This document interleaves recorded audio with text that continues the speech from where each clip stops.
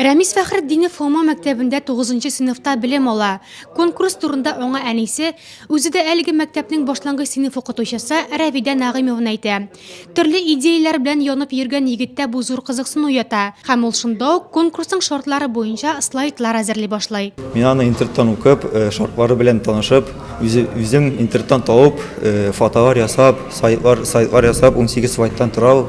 Шуны җибәрдем. Монда общественный транспортта үзеңне ишертергә, кешеләр белән ничек аралашырга, юл транспортында ничек йөрергә, юл билгеләренә игътибар итәргә, пешеход булып ничек йөрергә, юл машина эчендә йөрергә. Ноябрь ахырында Рәмиснең җиңүчеләр исемлегенә кергәнлеге ачыклана. Ә кичә ЮХИДИның пропаганда инспекторы үзе шәхсән егетне котлау өчен Фома мәктәбенә килде. Бүләккә электрон китап һәм наушниклар. Моннан тыш иптәшләреннән һәм укытучыларыннан күп санлы мактау сүзләре.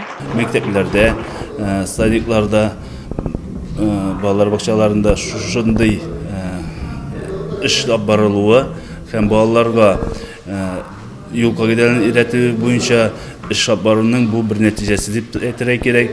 Шәһәр мәктәпләрендә генә түгел, авыл мәктәпләрендә дә бу эш безнең зурданып барыла һәм аның нәтиҗәсе булып, менә шушындый конкурсларда җиңү яулау дип без саныйбыз. Мәктәптән конкурста катнашучылар тагы да булган. Энҗе Хуҗа Әхмәтова рәсем номинациясендә катнашса, 11-нче сыйныф укучысы Фәзил Гомәров конкурска инша юллап грамота белән бүләкләнә. Үз эшемне конкурска җибәргәнем, сочинение язып. Безопасный дорога в школу дип атала. Мин анда интернетта мәгълүматлар алдым. Ул дөрес юл кагыйдәләрен тотырга өйрәтә. Электрон китапны ачып иптәшләре белән шатлыгын уртаклашканда Рәмис киләсе елдан машина йөртүчеләр курсына укырга кергән җинан дип планнары белән уртаклашты. Әлеге уңышымны портфолиога туплап куйдым.